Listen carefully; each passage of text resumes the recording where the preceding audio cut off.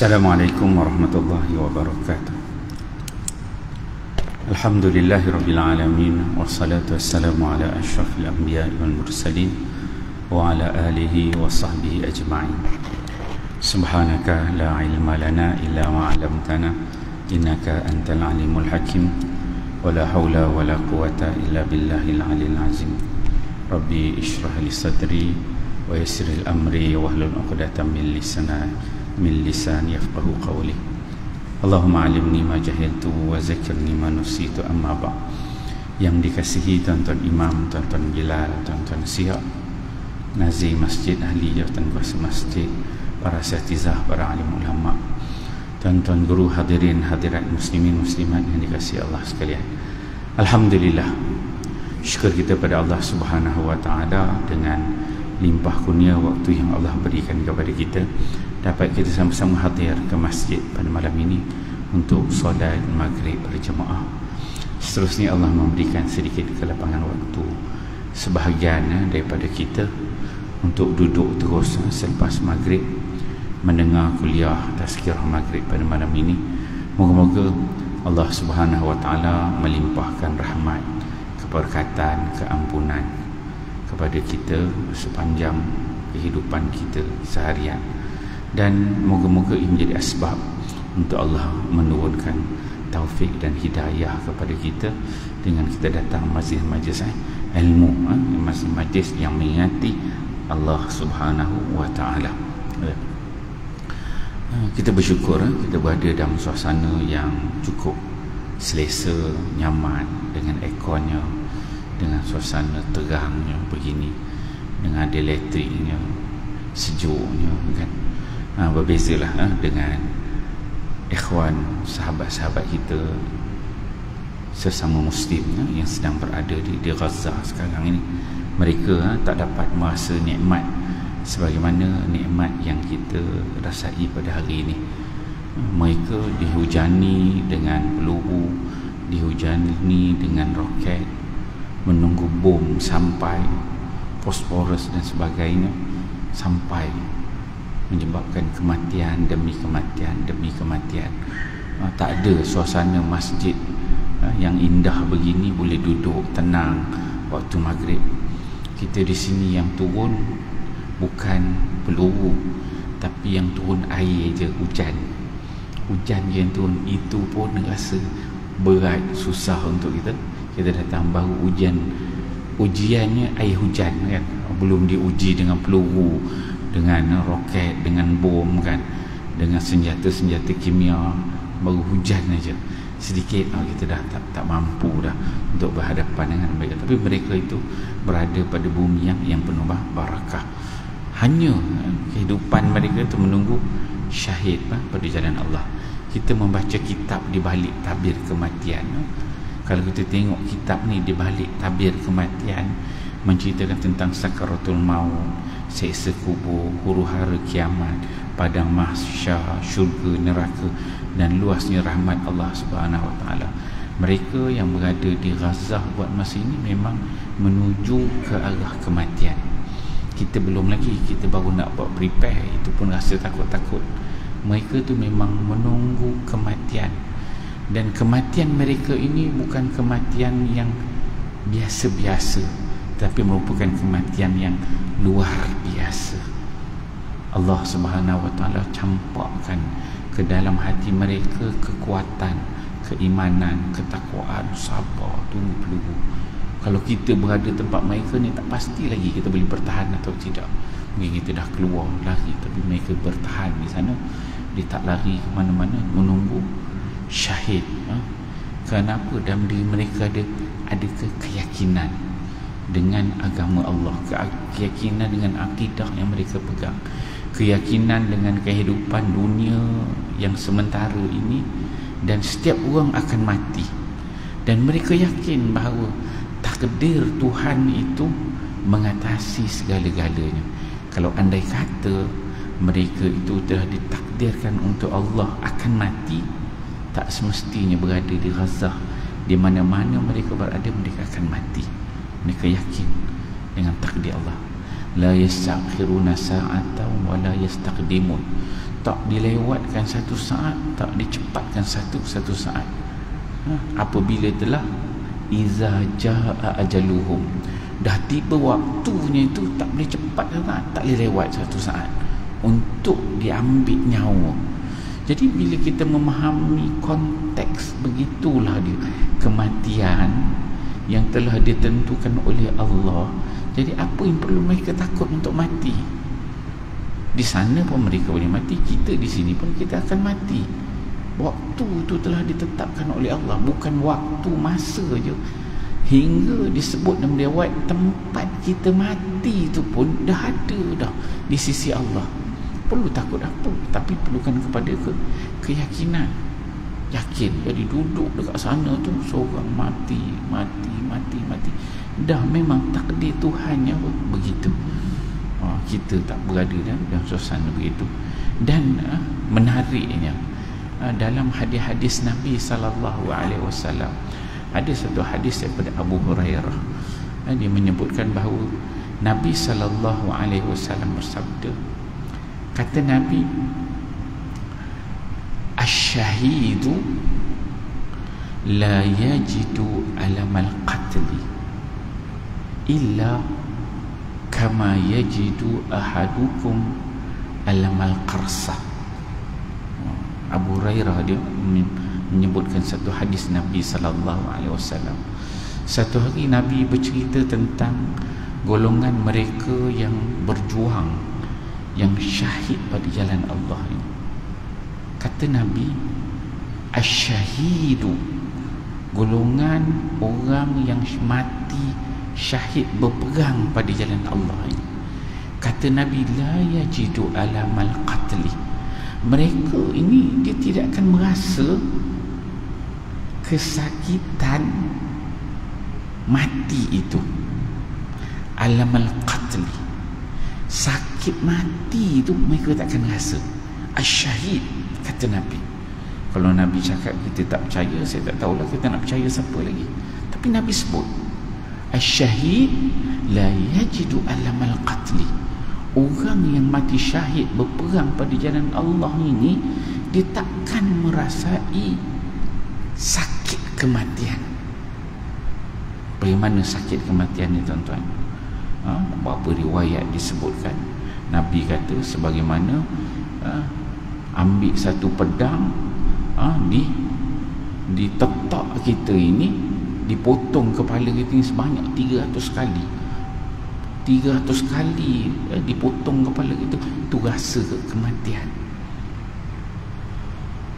Dalam riwayat yang lain, Nabi sebut rasa sakit mati itu seperti seekor kambing yang kamu cabutkan, tanggalkan kulit dia. Kulit hidup-hidup tu gantung, ikat kaki, potong, tarik kulit dia semua sampai tanggal semua sekali. Tu rasa kulit tu. Dan Nabi sebut sebanyak 7 kali, 7 ekor tanggalkan kulit dia. Dan sakit ini dirasa pada kulit. Kullama nadiyat juluduhum baddalnahum juludan ghairaha liyazuqul adab. Allah sebut dalam Quran, Allah kata nanti mereka yang golongan yang masuk neraka Allah ini, Allah nak bagi dia rasa azab tu bagaimana? Kullama nadiyat juluduhum baddalnahum juludan ghairaha.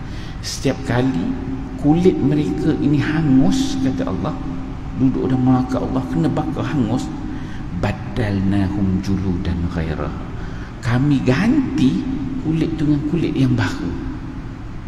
Untuk apa, kata Allah? Liyazuqul adab, supaya dapat merasa azab Allah itu. Sakit itu pada kulit. Dan itu ayat Quran sebut. Kita tak tahu, kita baca begitu suasana kulit. Dari sudut medical proof, medical diproofkan bahawa yang sakit tu memang pada kulit, bukan dalam dia daging. Nabi dulu ya, Quran turun 1400 tahun dulu cerita dalam neraka nanti kulit hilang rosak ganti padalnahum juludan ghairah, tukar kulit. Nak bagi apa? Liyazuqul azab. Azab sakit pada kulit. Dan kalau kita pergi cucuk dan pergi klinik cucuk, dia mula dicucuk tu sakit, tapi jarum tu dah masuk dalam, kita tak sakit lah. Sakit itu pada kulit. Dan dicabut kulit yang namanya kambing tu 7 ekor, cabut nak rasa. Begitu azab, sakitnya mati. Begitu je ada riwayat menyebutkan Nabi kata seperti sepohon pokok berduri yang ada dalam badan kita ini direntap keluar, yang mana duri-duri itu akan memegang kita punya tulang, daging keluar daripada badan kita dengan membawa isi-isi dalam badan. Itu nak bayangkan rasa sakit azab tu. Itu mati kita normal, mati dekat rumah, mati kat hospital, mati tengah jalan, kita akan rasa sakit begitu. Tetapi yang Nabi sebut asyahidu la yajidu alamal qatli, orang yang mati syahid ni, kata Nabi, dia tidak akan merasai sakit kematian, illa, melainkan kata Nabi, kama yajidu ahadukum alamal qarsa, yang mati syahid tu dia tak akan merasakan, melainkan seperti mana seseorang di antara kamu merasa sakit al-qarsa. Al-qarsa ni apa? Al-qarsa ni cubitan, cubit. Yang mati syahid itu, yang kita nampak kepalanya hancur, yang kita nampak otaknya berterabur dekat jalan, yang kita nampak pecah badannya, yang kita nampak terburai perutnya, yang kita nampak habis tinggal tulang, yang kita nampak hangus terbakar, yang kita nampak kena dengan senjata-senjata kimia semua tu. Allah sangat mengerikan dalam konteks mata zahir yang kita lihat. Mata zahir kita nampak Allahu Rabbi, seolah-olah benda tu satu azab yang cukup besar. Tapi Nabi kata illa kama yajidu ahadukum alamal qarsa, sakit yang dirasa oleh roh itu ialah alamal qarsa, seperti mana hanya satu cubitan. Satu cubitan saja. Tuan-tuan ambil tangan ni, ambil cubit tu, itu ialah rasa mati. Ada rasa takut? Tak rasa. Nabi kata qarsah, cubit aja, tapi mati dia mati syahid. Cuma kita nak keluar berjalan jihad pada jalan Allah tu, itu nak melangkah tu, bukan semua orang mampu. Kutiba alaikumul qital wa huwa kurhul lakum, Allah sebut dalam surah Baqarah, diwajibkan ke atas kamu al-qital, untuk pergi berperang, wa huwa kurhul lakum, sedangkan perang tu kamu memang tak nak. Wa asa an tuhibbu syai'a wa huwa khairul lakum, wa asa an takrahu syai'a wa huwa khairul lakum. Boleh jadi apa yang kamu tak suka itu baik untuk kamu, boleh jadi apa yang kamu suka itu tak baik untuk kamu. Allah record dalam Quran. Memang kita pun takut dengar nak syahid, tapi yang berlaku, yang dirasa begitu, al-qarsa, mati syahid pada jalan Allah. Kita cerita tentang kematian. Dan Nabi SAW dalam satu hadis yang lain, Nabi sebut, kalaulah tidak disebabkan aku ini risau ataupun takut melihat kepada sahabat-sahabat ni susah nak pergi perang, dan aku sendiri, kata Nabi, tak ada kelengkapan yang cukup untuk menyediakan sahabat-sahabat ni untuk pergi perang, Kalau aku tak risau benda begitu, kata Nabi, aku akan pergi setiap kali perang ada, Sariyah ada, aku akan pergi, kata Nabi. Mana-mana perang aku akan pergi. Dan Nabi kata, dan setiap kali pergi perang tu, aku akan mengharapkan kematian, kata Nabi. Setiap kali keluar al-qital fi sabilillah tu, aku akan mengharapkan kematian, kata Nabi. Aku memang keluar untuk mati. Itu orang yang berjihad pada jalan Allah ni, dia keluar tu memang dia mengharapkan kematian, dia mengharapkan syahid pada jalan Allah. Dan kata Nabi SAW, bukan setakat aku harapkan mati, tak balik-balik, tapi aku harapkan bila mati, kalau boleh aku mati, aku hidup balik. Hidup itu aku perang balik, mati balik, kata Nabi. Mati itu kalau boleh aku nak hidup balik, pergi perang, mati lagi. Mati itu hidup balik, kalau boleh aku nak pergi perang, mati lagi. Nabi nak berjihad tu berulang-ulang kali. Kalau bolehlah mati itu hidup balik dan berjuang balik. Nabi dia kata, aku nak balik nyawa dan hidup, aku pergi perang lagi, biar aku mati 2 kali, kemudian hidup balik, aku mati 3 kali, hidup balik, aku mati 4 kali, mati syahid fisabilillah.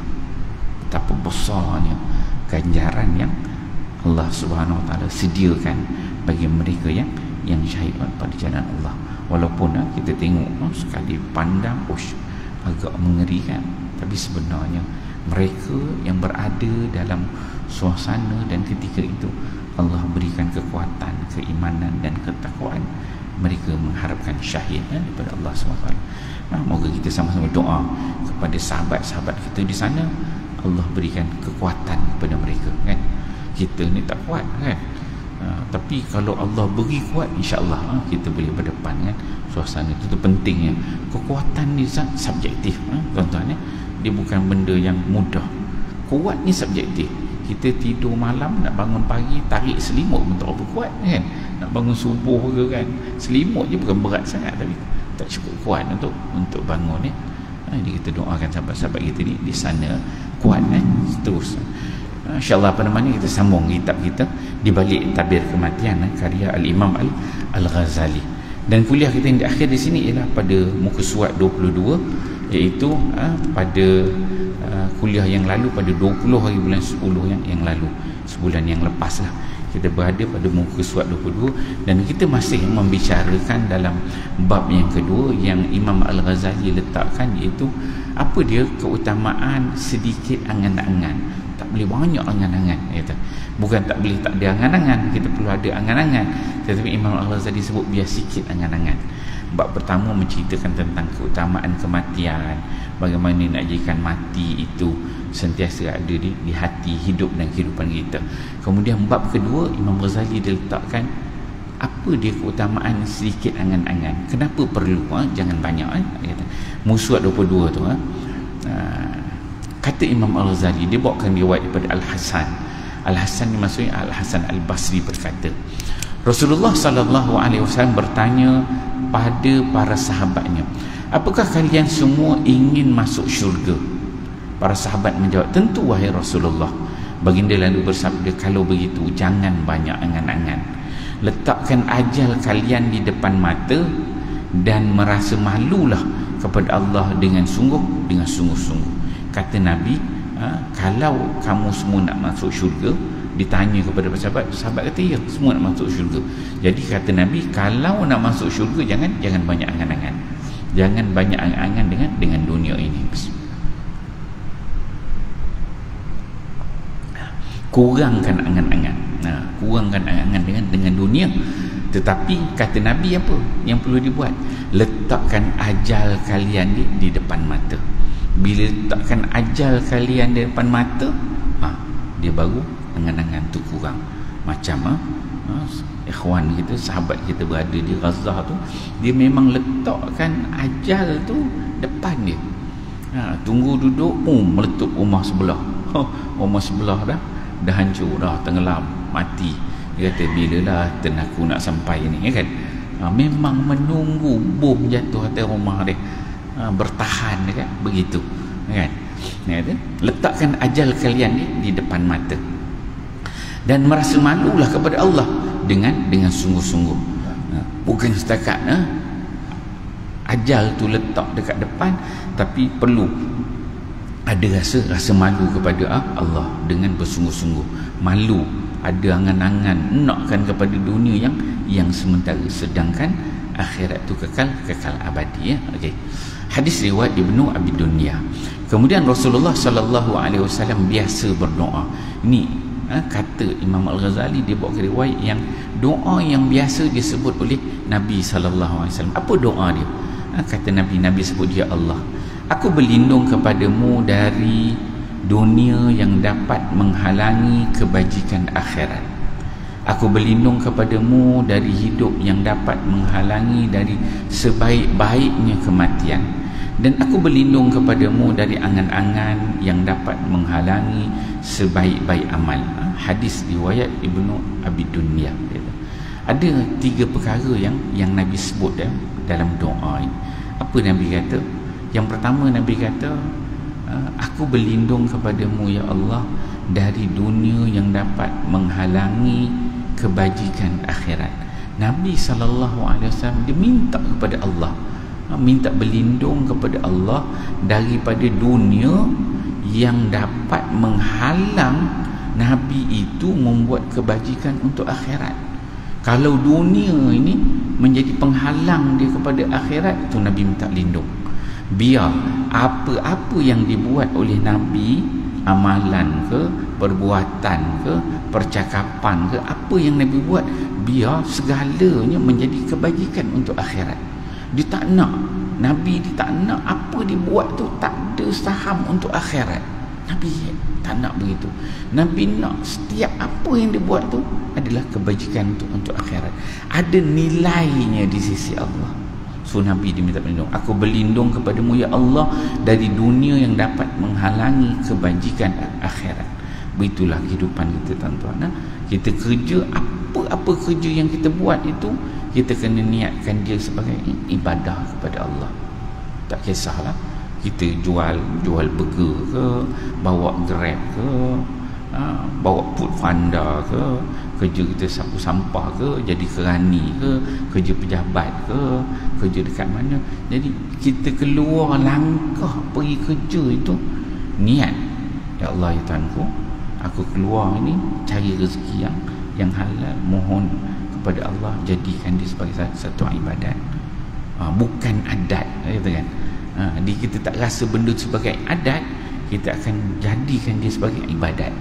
Apa-apa kerja kita buat, jadi cikgu kita ngajar, jadi imam, jadi bilal, jadi siap, jadi AJK, apa-apa kita buat kita minat, ya Allah ya Tuhanku, jadikanlah amal yang aku buat ni sebagai ibadah di sisi kau, ada nilai kebajikannya. Maka bila kita tanam niat begitu dalam diri kita, kita tak tipu orang tuan-tuan. Sebab kita dah niat dalam hati, aku pergi kerja ini memang niat ya Allah jadikan sebagai ibadah. Tiba-tiba tuan-tuan punya kerja tukang sign check contohnya kan, kerja tukang sign check, tapi dah niat dah tadi keluar memang nak jadi ibadah. Sign check tahu ini nampak macam tipu ni kan, ini tapi kita ada kuasa kat kita. Tadi aku niat nak jadi ibadah, ini boleh nak bagi lepas ni, macam mana pertimbangan. Pasti bila kita niat benda tu ibadah kepada Allah, kita takkan buat benda-benda yang salah, yakin. Sebab kita kalau kita sign tu clean ke lebih tak, bukan pada tempatnya, rasa cuma nak jadi ibadah ni tak ada jadi pahala ni kan, dia akan ada rasa bersalah tu, dia akan ada. Sebab kita dah target tadi nak benda kan sebagai ibadah. Ini yang Nabi minta berlindung ni. Nabi kata aku berlindung kepadamu dari dunia yang dapat menghalangi kebajikan akhirat. Minta dekat dunia ni apa-apa yang dibuat dia ada nilai kebajikan di sisi Allah Subhanahu Wa Taala. Juga perlu ada dalam diri kita. Apa yang kita buat tu biar ada nilai di sisi Allah. Biar nanti ketika mana kita dihisap di depan Allah, buka kitanya buku catatan tu, bila buka semua ada. Orang tengok kan, naik basikal ada, naik motor ada, pergi jalan tepi kutip sampah, semua benda yang kita buat seharian, bermula kita buka mata sampai tutup mata tu ada ditulis sebagai amal-amal saleh, sebagai amal kebajikan di sisi Allah. Itu penting. Sebab apa? Innama a'malu binniat. Setiap apa yang kita buat tu dia kena ada niat. Wa innama likulli imri'in ma nawa. Setiap sesuatu tu bergantung pada niat. Ada niat tu baru ada nilai pahala di sisi Allah. Tuan-tuan datang ni tadi semayang maghrib. Datang sembahyang maghrib, imam takbir. Tuan-tuan dekat belakang cuba ikut imam. Imam takbir, dia pun Allahu Akbar bersama takbir ikut imam. Rukuk sujud sampai bagi salam. Habis sembahyang. Tapi tuan-tuan sembahyang tak ada niat, apa jadi? Jadi tak sembahyang. Lepas tak sembahyang, tak ada. Orang lain sembahyang dia pakai niat, sebab niat tu membezakan adat dengan ibadat. Dengan ada niat tu baru selesai sah kita sembahyang dan ada nilai di sisi Allah. Hanya niat. Masuk langkah kaki kanan ke dalam masjid tadi, dah letak niat dah, nawaitul i'tikaf fi hadzal masjid. Aku niat ya Allah i'tikaf dalam masjid ini. Ada pasang niat tu lah. Bila ada pasang niat tu, tuan-tuan bersandar kat dinding ke, ngantuk ke, letih kerja, masing-masing faham. Tuan-tuan letih kerjanya dengan macam-macam benda. Kita nak fikir duduk sembahyang maghrib, lepas maghrib ni dengar kuliah, sambil kuliah ngantuk-ngantuk nak tertidur ke, ataupun terdengar kuliah otak melayang, fikir apa kerja tak siap lagi. Tapi selagi mana berada dalam masjid, disebabkan kita ada niat i'tikaf tadi, ada nilai ibadah di sisi Allah. Itu niat itu memainkan peranan. Biar daripada kita bangun tidur, buka mata sampai tutup mata tu, semua tu ada. Bila buka buku catatan kita besok tebal. Uish, inilah yang aku amal dulu. Semua benda masuk. Sekecil-kecil benda tu semua ditulis sebagai Allah Rabbi. Rasa berbaloi kita hidup. Tak adalah kita merasakan bahawa yang kebajikan untuk akhirat tu kena datang sembahyang berjemaah baru dapat pahala, kan? Puasa baru dapat pahala, solat sunat baru ada pahala. Seolah-olahnya itu aja nilai benda-benda yang dinilai oleh Allah sebagai pahala. Tak. Allah berikan ruang untuk kita jadikan semua amalan kita ni benda yang ada nilai di sisi Allah. Dengan apa? Dengan niat. Bila kita niatkan, jadikan dia sebagai ibadah, maka dinilai baik oleh Allah. Dan pasti bila kita nilaikan dia sebagai niat, kita niatkan dia sebagai ibadah, kita tak tipu orang, kita tak buat salah, kita tak marah orang. Apa-apa berlaku, kita akan sabar. Aku ni diuji oleh Allah. So sikap-sikap mahmudah, akhlak mahmudah tu secara tidak langsung dia akan mencerna dalam diri kita. Sebab kita tahu, aku buat ni semua kerana Allah ni. Aku kerja begini-begini kerana Allah. Buat apa nak marah orang? Bila orang buat silap dengan kita sikit pun, kita tak apa. Nanti saya cuba, saya bantu. Tengok, kita pun positif. Angin pun dia tak adalah angin satu badan, kejap-kejap angin kan. Kejap marah orang, dia lah kejap bagi arahan itu gini, ini tak betul. Rasa kalau orang macam tu dia ada nilai ibadah tak? Bila kita ni niat ni sebagai ibadah, kita tu rasa ya Allah Tuhanku, aku kerja ini biar dapat pahala. Jadi dia buat, ada orang buat silap, dia bantu, ni dia betulkan, cakap pun beradab, teratur. So benda-benda macam ini semua bermula dengan niat itu kena ada. Itu yang Nabi minta sangat, berlindung kepada Allah dari dunia yang dapat menghalangi kebajikan akhirat. Itu yang pertama. Kemudian kata Nabi SAW yang kedua, aku berlindung kepadamu dari hidup yang dapat menghalangi dari sebaik-baik kematian. Nabi tak nak. Nabi nak berlindung kepada Allah dari hidup yang dapat menghalangi dari sebaik-baik kematian. Nabi tak nak hidup kalau hidup ni tak bagus, mati tu lagi bagus. Berlindung kepada Allah dari hidup yang dapat menghalang dari sebaik-baik kematian. Sedangkan mati tu lagi baik, tapi disebabkan hidup tu tak membawa kebaikan bagi dia, sebenarnya mati tu lagi bagus. So dia minta berlindung dengan Allah. Ya Allah, kalau hidup ini sebenarnya tak bagus untuk aku, tapi mati itu lebih baik.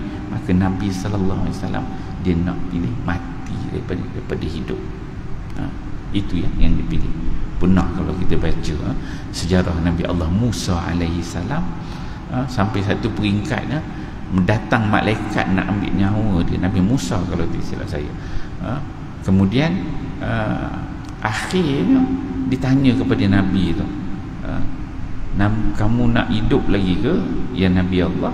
Allah tanya kepada Nabi, nak terus dekat hidup bumi ni ataupun nak dicabut nyawa? Maka Nabi Musa dia kira-kira ni, kalau sebab dia dah ambil dah, sebelum tak ada kisah dia kira dengan bulu-bulu daripada kambing itu, kira berapa banyak helai itu, banyak tahun yang dia akan hidup lagi. Dah setiba masanya datang malaikat, dia tanya nak hidup lagi tak? Dah dia pilih untuk diangkat. Dah rasa puas dah hidup. Nabi SAW ketika mana malaikat datang untuk mengambil nyawa Nabi sebut Rafiqul A'la. Nabi sebut Nabi pilih, maksudnya akan Nabi ni ketika mana nak mati tu Allah Ta'ala tanya nak hidup lagi ke ataupun nak bertemu dengan Allah. Nabi sebut ila Rafiqul A'la. Nabi kata nak pisah dengan dunia. Dah cukup masa, habis dah masa, dan Nabi sendiri pilih Rafiqul A'la. Nabi nak bertemu dengan Allah Subhanahu wa Ta'ala. Tu dia katakan, ni yang dia katakan, aku berlindung kepadamu dari hidup yang dapat menghalangi dari sebaik-baiknya kematian. Nabi tak nak kalau hidup itu dapat menghalang dari mati yang sebenarnya lagi baik. Sebab hidup ni sementara, mati itu dia akan kekal terus. Tapi Nabi tak nak yang hidup yang tidak baik. Itu yang kedua. Kemudian yang ketiga, kata Nabi SAW dalam doanya, dan aku berlindung kepadamu dari angan-angan yang dapat menghalangi sebaik-baik amal. Dan ketiga, Nabi minta berlindung kepada Allah daripada banyak angan-angan, yang mana angan-angan ini dia akan menghalang Nabi daripada buat amal-amal yang baik. Kan? Banyak angan-angan dia dengan dunia, begini, menyebabkan amal-amal yang saleh tu tak dapat buat. Bila dia teringatkan benda, banyak memikirkan amal untuk kehidupan dunia sahaja, maka untuk akhirat tu dia dah jadi payah. Contoh kalau macam kita contohlah, tapi dia boleh jadi amal yang saleh. Kita datang ke masjid, kalau tuan-tuan datang ke masjid untuk buat amal ibadat, setiap step tu dia dah kira sebagai ibadah dah. Datangnya dengan doa, masuk masjid dengan doa, kemudian solat sunat tahiyatul masjid, solat berjemaah, zikir, solat, kemudian doa bersama, solat sunat ba'diyah, semua tu penuh dengan amal-amal yang baik. Tapi kalau kita nak pergi, contohnya nak pergi pasar raya kan, payah. Nak pergi keluar pada rumah, cari kenderaan, nak naik, start, jalan jam. Dah jalan jam tu nak pergi, nak cari parking dekat pasar raya, parking pula susah. Dah parking kena bayar pula parking tu, pergi masuk masa lagi kan. Jadi banyak langkah-langkah, step-step tu, semua tu menghalang daripada amal-amal yang saleh. Dan yang ketiga, Nabi minta berlindung kepada Allah daripada angan-angan yang dapat menghalang sebaik-baik amal. Kau dapat buat amal-amal baik, kalau disebabkan ada angan-angan, Nabi minta lindung pada Allah SWT. Okey. Kemudian Al-Imam Ghazali dia bawakan dalam sebuah athar. Dalam sebuah athar disebutkan bahawa Mutarrif bin Abdullah mengatakan, seandainya tahu bila ajal kematianku, Aku khawatir akalku akan hilang. Tetapi Allah Ta'ala telah menganugerahi hamba-hambanya dengan kelalaian dari kematian. Seandainya tanpa anugerah ini, tentu mereka tidak akan merasakan kesenangan hidup dan tidak ada pasar yang dibangun di tengah-tengah mereka. Dalam sebuah asar ni, dalam sebuah kisah lah, ada asar daripada Nabi. Ni asar daripada Muttarif bin Abdullah. Dia menyebutkan bahawa seandainya tahu bila ajal kematian aku khawatir akalku akan hilang. Allah Subhanahu Wa Ta'ala ni dia sembunyikan kematian itu supaya manusia ni hidup tenang, kan? Dia tak risau. Tapi kalau tahu, dia boleh menyebabkan kita ni hilang akal. Itu sebab oleh Muttarif. Tuan-tuan, cuba bayang tarikh kematian kita kalau tahu lagi seminggu, apa rasa sekarang? Tak senang, kan? Tak adalah nak pergi kedai ke apa, seminggu lagi nak mati. Tengok jam, kira saat tu pun sesaat. Saat ni makin pendek kan. Apa lagi nak buat? Kalau tahu kematian kita Jumaat minggu depan, ada seminggu. Tuan-tuan cuba bayang, kalau kita dapat tahu Jumaat depan kita punya ajal, apa nak buat dalam masa seminggu ni? Cuba bayang. Fikir. Kita akan fikir apa bekal yang boleh kita bawa. Betul tak? Itulah yang kita fikir. Apa bekal yang boleh kita bawa? Ada nak angan-angan dunia lagi? Tak ada, tuan-tuan. Tak ada nak fikir dunia ni. Ada seminggu ni, apa boleh nak bawa untuk pergi, untuk bawa kehidupan selepas mati. Begitu berlaku. Maka tapi kematian ni tu Allah Subhanahu Wa Ta'ala sembunyikan. Allah Ta'ala tak bagi tahu. Tiba masa tak kena, aksiden lah, jatuh lah, kan? Tak tahu. Memang itu merupakan rahsia Allah Subhanahu Wa Ta'ala. Kata Muttarif ni, dia kata, seandainya aku tahu bila ajal kematianku, aku khawatir akalku akan hilang. Tetapi Allah telah menganugerahkan hamba-hambanya dengan kelalaian dari kematian. Tapi Allah Subhanahu Wa Ta'ala ni, dia jadikan manusia ni ada sifat lalai. Itu sifat lemah manusia. Memang Allah beri itu bukan satu anugerah. Kalaulah kita ini manusia yang jenis sentiasa ingat mati, memang dalam diri kita ni sentiasa ingat mati, risau itu ini kan, apa prepare nak bawa mati, seolah kita merasakan besok tu kita mati. Setiap hari kehidupan kita rasakan besok tu dah tarikh kita mati. Apa akan kita buat? Tak tenang. Kita akan berfikir begitu, begini, apa nak buat, apa nak bawa ni, nak mati dah, kan. Tetapi Allah berikan anugerah. Disebut dekat sini, Al-Imam Ghazali dinukilkan bahawa kelalaian itu merupakan satu anugerah daripada Allah. Allah berikan manusia sifat lalai. Dengan sifat lalai itulah kita boleh seronok, pergi sana, pergi tepi pantai lah, mandi-mandi, jalan-jalan overseas, pergi Korea, pergi Beijing, Hong Kong, pergi Phuket, rasa nak pergi Krabi, pergi Bandung, Jakarta, jalan sana, jalan sini, melancong ke sana, ke sini, ke utara, selatan. Sifat lalai itu, daripada mengingati, bersedia untuk mati, itu anugerah daripada Allah. Dan nikmat yang Allah beri dengan sifat lalai itu, walau satu sudut kita tengok dia agak negatif, tapi satu sudut kita lihat dia merupakan anugerah Allah. Kalau tak ada lalai tu, kita duk ingat mati je, tak adalah. Tuan-tuan, masjid kita bukan macam ni orang dia, penuh ni. Kalau semua jenis ingat mati, penuh masjid ni, semua orang takut, kan? Semua orang takut mati, bersedia, kan, takut. Kadang-kadang kita takut. Kalau berlaku, contohnya nak berlaku satu musibah, tengok, semua orang datang ke masjid, takut, kan? Ada perasaan takut sedemikian itu. Seandainya tanpa anugerah ni, kata Muttarif ni, dia cakap, kan, dia kata kalau tak adalah anugerah lalai pada manusia, tentu mereka tidak akan merasakan kesenangan hidup. Kalau tak ada anugerah lalai ni, manusia ni tak, hidup ni bukan satu nikmat. Tuan-tuan, cuba bayangkan, tuan-tuan tiap-tiap hari tahu besok mati, katanya tarikh, kan? Besok kita mati, kita ada dalam 5-6 jam aja. Setiap saat itu je seronok tak hidup ni. Ada nikmat tak ada, tuan-tuan, itu dah mati. Bayang buka mata je, ish, mati lagi berapa jam nak mati.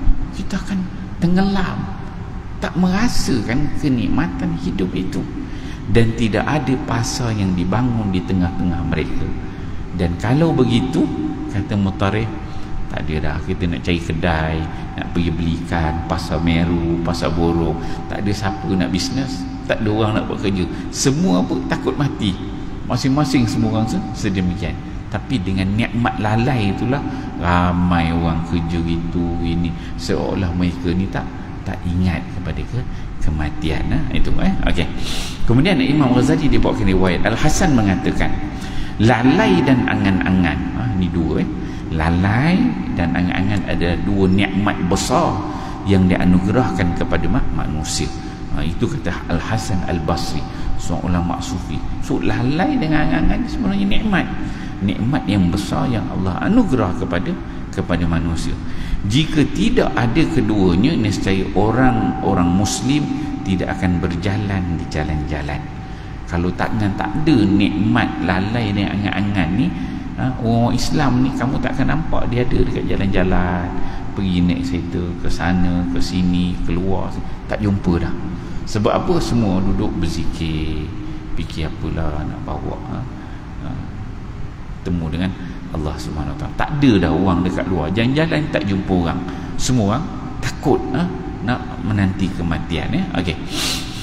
Kemudian sedangkan Sufyan Ats-Tsauri mengatakan, dia bawakan riwayat daripada Sufyan Ats-Tsauri mengatakan, aku mendengar bahawa seseorang itu diciptakan dalam keadaan dungu. Kata Sufyan Ats-Tsauri, dia dengar bahawa seseorang manusia itu diciptakan dalam keadaan dungu. Dungu ni maksud tak cerdik lah, bodoh.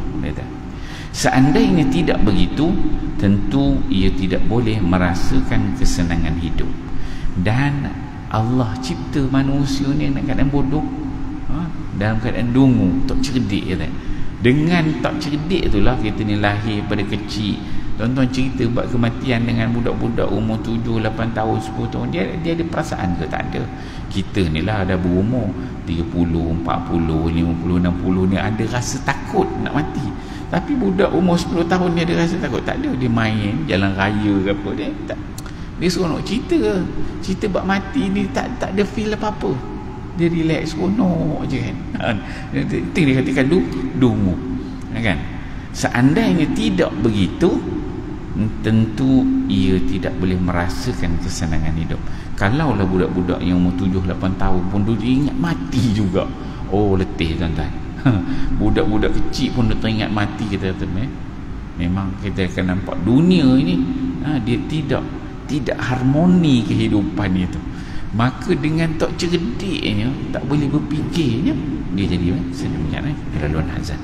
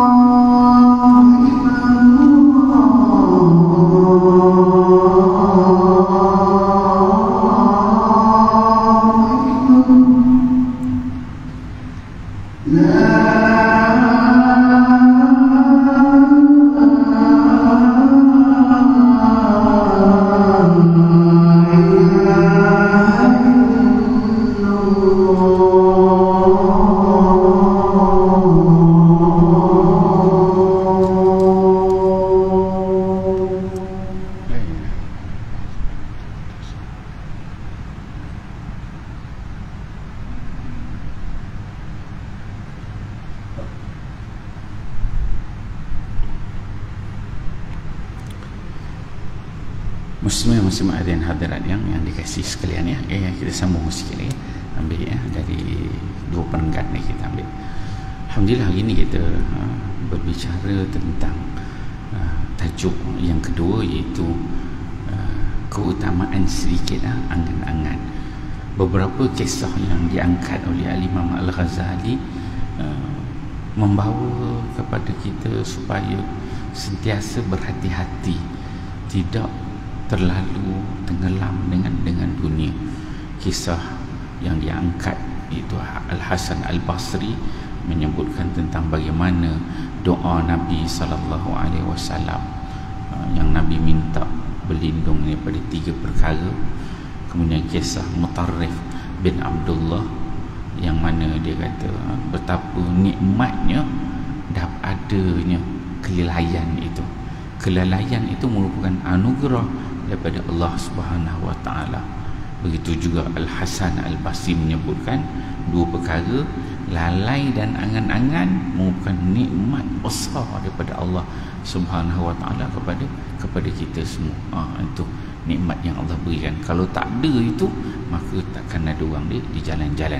Begitu juga Sufyan As-Sauri menyebutkan bahawa manusia ni tak cerdik, bodoh tu, itu juga merupakan satu bentuk kesenangan kehidupan dunia yang Allah anugerahkan kepada kita.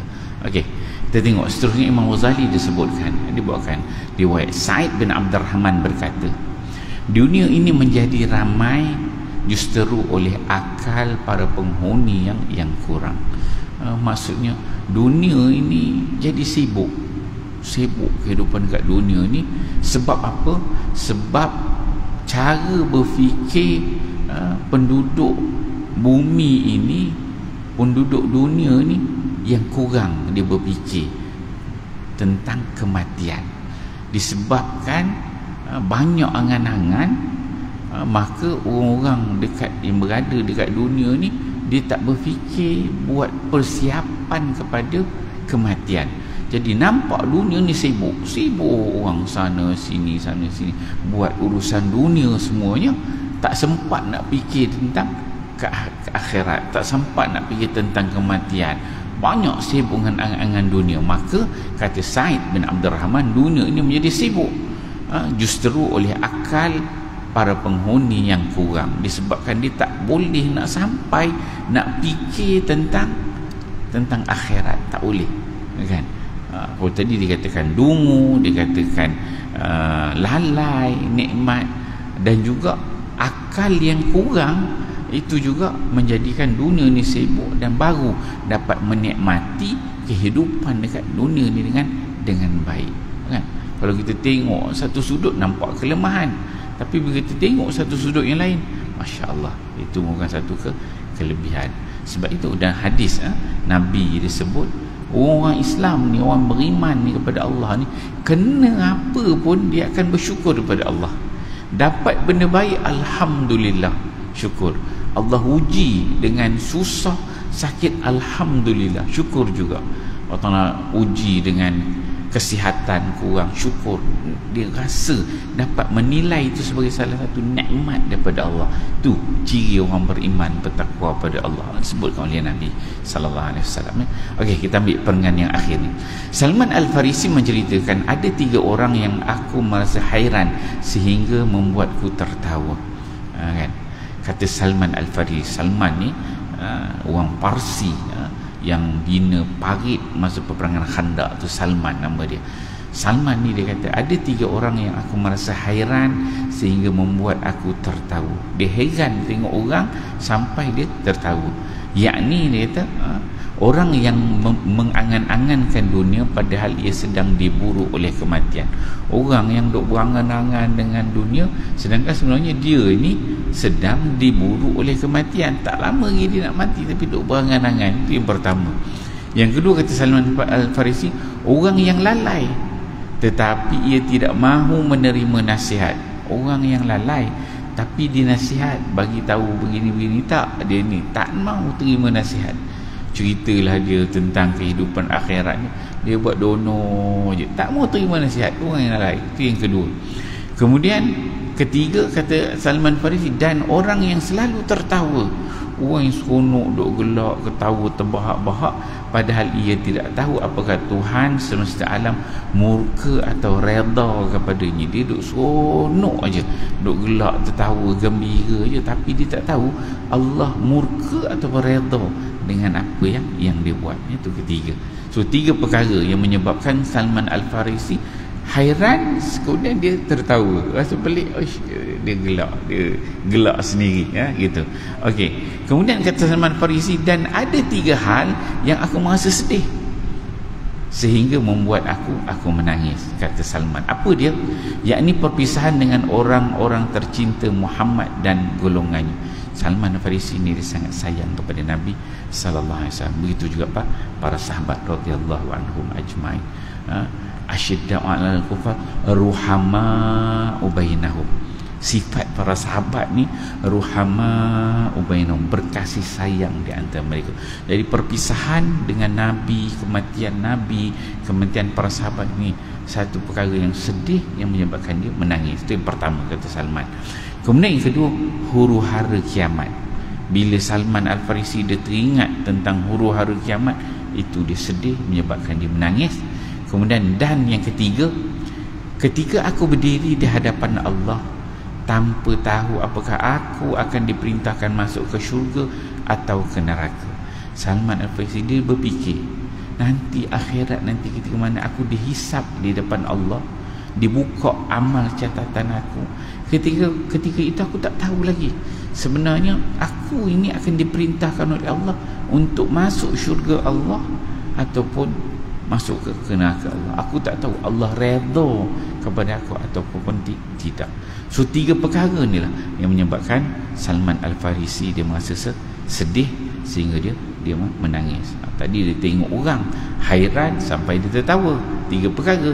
Kemudian dia sedih sampai dia menangis. InsyaAllah tuan-tuan, saya rasa kita berhenti kat sini dulu. InsyaAllah nanti kita sambung.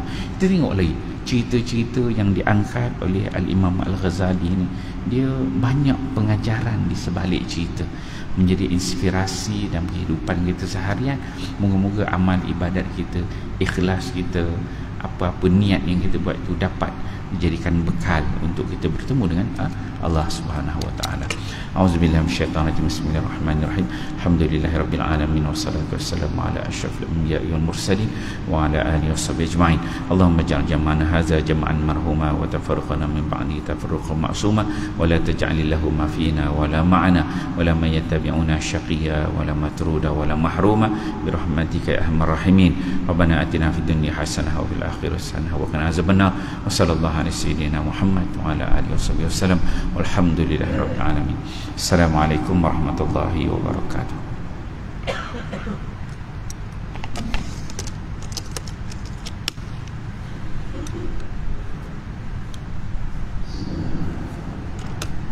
Allahu akbar.